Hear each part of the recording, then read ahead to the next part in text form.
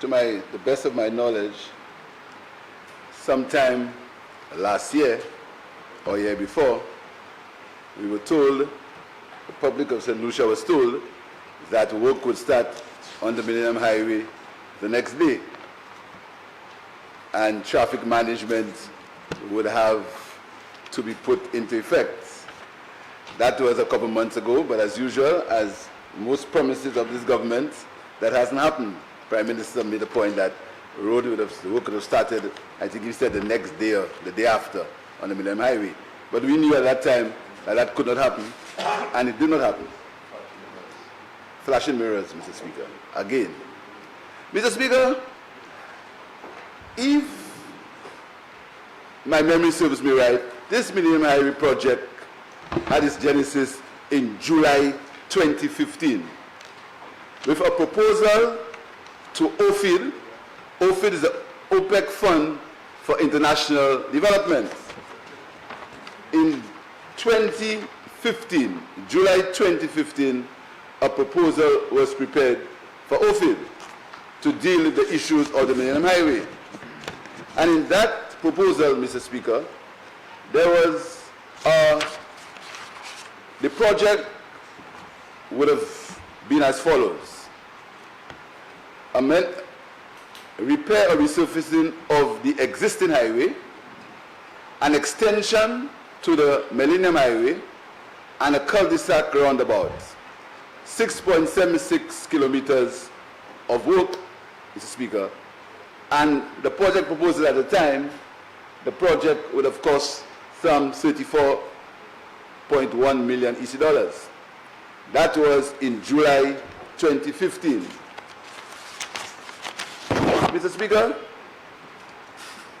between April the 14th and April the 21st, 2016, an appraisal mission visited St. Lucia from OFID. OFID is the OPEC Fund for International Development. And Mr. Speaker, the appraisal was presented to the personnel from OFID. They walked the highway.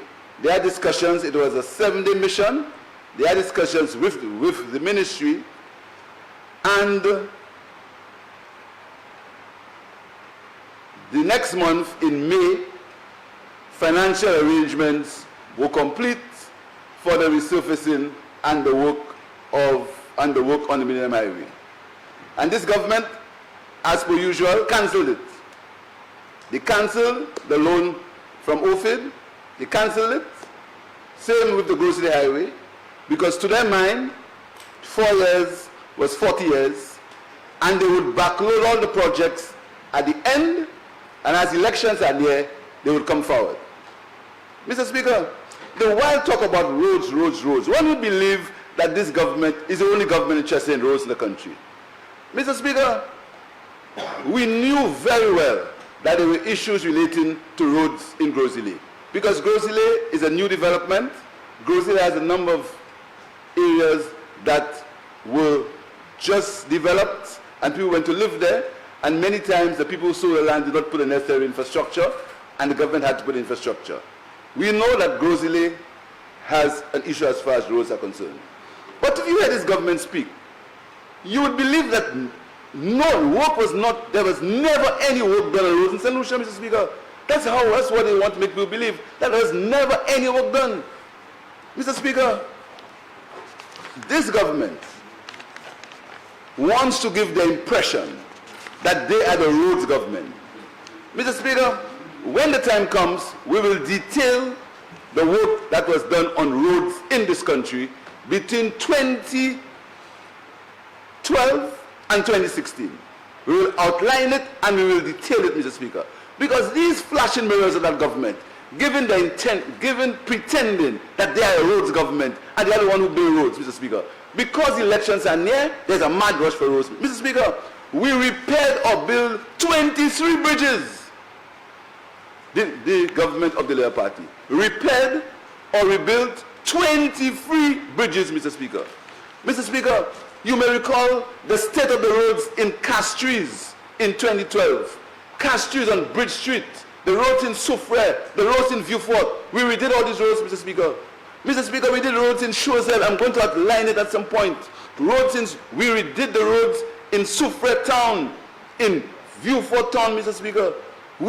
And that is only for between 2012 and 2016. We're not speaking about 1997 coming down. How we rebuilt all the roads in Kareli, the roads in the north by Beauséjour, all these roads. So this government, this government, Mr. Speaker, believes, pretends they are the government of roads, Mr. Speaker. But we did that, and we did not have $1.50 on $1.50 taxes on gasoline.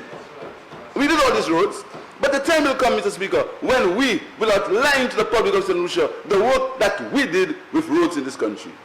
But, Mr. Speaker, I want to get back to this OFID loan and this Millennium Highway, Mr. Speaker. Mr. Speaker, the Prime Minister comes and says the Minister of Finance considers it necessary. Considers it necessary. I consider it necessary, the Minister of Finance. But he doesn't say the cost of the project. How much will the entire project cost? He says majority of money will come from the loan from DFID. Majority of money.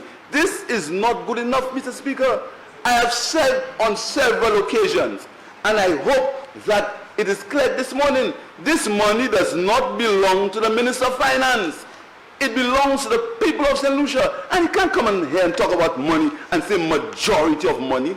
There is no majority of money. It's dollars and cents. How much it costs? You have to count to the people. It's not your money. It don't belong to you.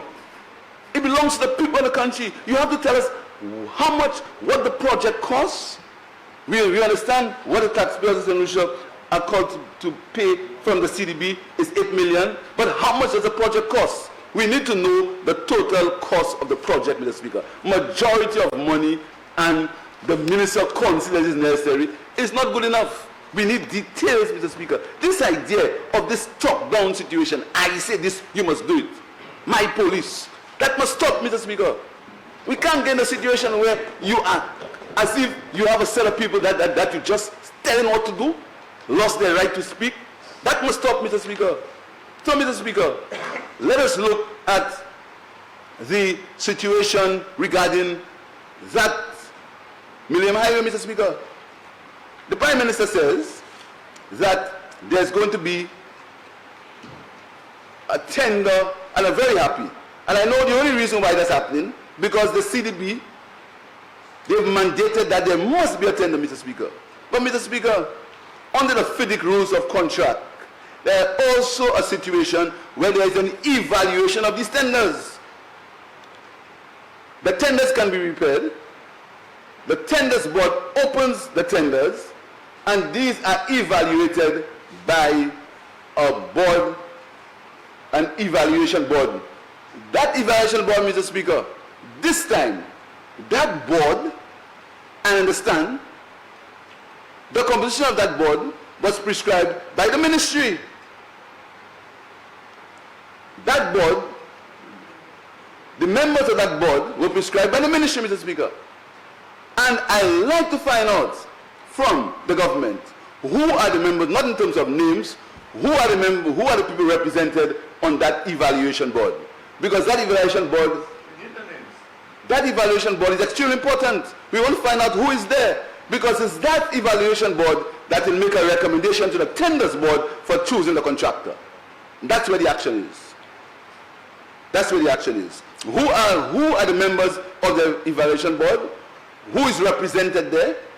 And whether we are clear that the members of the evaluation board it's something that we normally do all the time, or whether there were any changes, Mr. Speaker. Mr. Speaker, it will be not right if I said that the Millennium Highway does not need to be reconstructed. As I said, it was a project that we thought of in 2015. So I have no issues with that, Mr. Speaker. But I still have issues, Mr. Speaker, when, Mr. Speaker, when contractors contractors are being paid. Contractors are being paid. But I'd like to find out whether the public assistance for the poor people of this country has been paid. It's just a question whether the public assistance for the people of this country have been paid, Mr. Speaker. And whereas ministers of government can chastise public servants in public because they've not paid contractors, ministers of this government can chastise public servants because they have not paid contractors. I really find out, I'm not saying they have not been paid, I'd like to find out whether the people on public assistance have been paid, Mr. Speaker. I want to ask this question.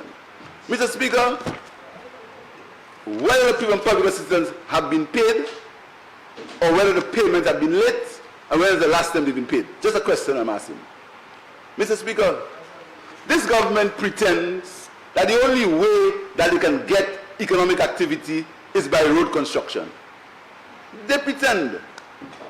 We have to ask ourselves, Mr. Speaker, there are many ways in which a government can initiate employment and economic activity, not only by construction of major roads where you use tractors and capital equipment and piling on an airport.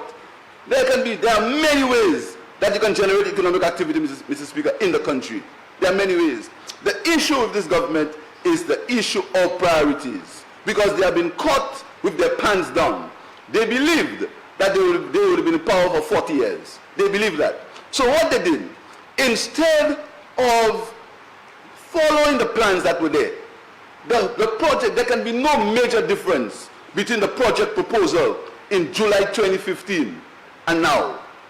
Instead of looking at that project proposal and developing it and talking to OFID, Mr. Speaker, and talking to the QAT government, this government cancelled it. They cancelled it. Arrogant. I'm the boss. My government. My police. Cancel it, Mr. Speaker. They cancel it. And right now, at the end, COVID was a surprise to them. Because you see, as a friend of mine always say, in the best plans of men and mice, what they planned was to, projects. One of them said, this is the year of execution, projects. But they did not know that there was a higher power. And the higher power saw the evil. And the higher power, Mr. Speaker. So all the plans for execution. So this year would have been a year for execution. All things happen, projects. They were boasting, Mr. Speaker. They did not. And COVID caught them with their pants down. So now there's a mad rush. Projects, Mr. Speaker. And I predicted that there would have been so much stirring of the sword in St. Lucia that the Prime Minister's back would hurt him. And he started turning the sword. Housing in shock estate, this, that. Very soon you'll hear road in this and that. You'll hear Pierre. You'll hear all kinds of things, Mr. Speaker, because they cannot stop time. And that's their problem now. They're in a mad haste because they realize that next week is June the 6th and they can do whatever they want. They can do whatever they want. They can be my police, civil servants, stop it. They must. By September next year, they must go to the polls. They must. And they can do nothing about it. They can victimize, they can get vexed, they can be arrogant, they can stop demonstrations, they can stop gatherings, they can do whatever they want. They cannot stop September next year for the date for general elections, when the people of this country will take a decision on what they have done to them for the last 4 years, Mr. Speaker. And if they come before that, be ready. So, Mr. Speaker, in conclusion, Mr. Speaker, I want to tell this government that whereas the Millennium Highway needs the work done, they have been too late.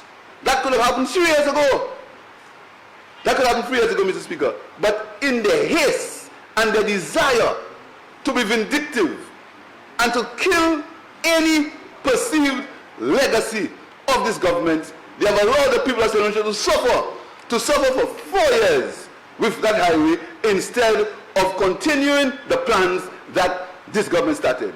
And I defy them, Mr. Speaker, I defy them to tell me that there was not a project proposal prepared by some of the same staff in the Ministry of Infrastructure now for the Millennium Highway. I defy them, Mr. Speaker. So they can use flashing mirrors and bluff and and so all kind of things. You cannot tell me that there was not a project proposal prepared in 2015 and there was not a president mission between April 4th and 21st, 2016 for that same Millennium Highway. But in your zeal and your quest to front load it in the last month, the year of execution, you've found yourself with your pants down, and now you blame everybody. You blame public servants, you blame the Labour Party, you blame everybody you can, because your best plans have not worked because of the situation, the unfortunate situation of COVID, Mr. Speaker. So you want to blame civil servants, you want to blame the Labour Party, blame the National Trust, blame everybody. All the promises the Prime Minister made, he's blaming everybody now for them. And now the big blame is going to be COVID. That's where the blame. That is what is going to be the blame. So you want to create all kinds of scenarios that is COVID that cause the situation where it is, Mr. Speaker. Mr. Speaker, we believe that this government has found itself in its own trap because of its own policies, because of its vindictive nature, because of the nature of trying to stop everything that the Labour Party left. That is why they found themselves in this position. So whereas the Millennium Highway needs to be rehabilitated, it's a little too late because of the actions of this government, Mr. Speaker. I thank you, Mr. Speaker.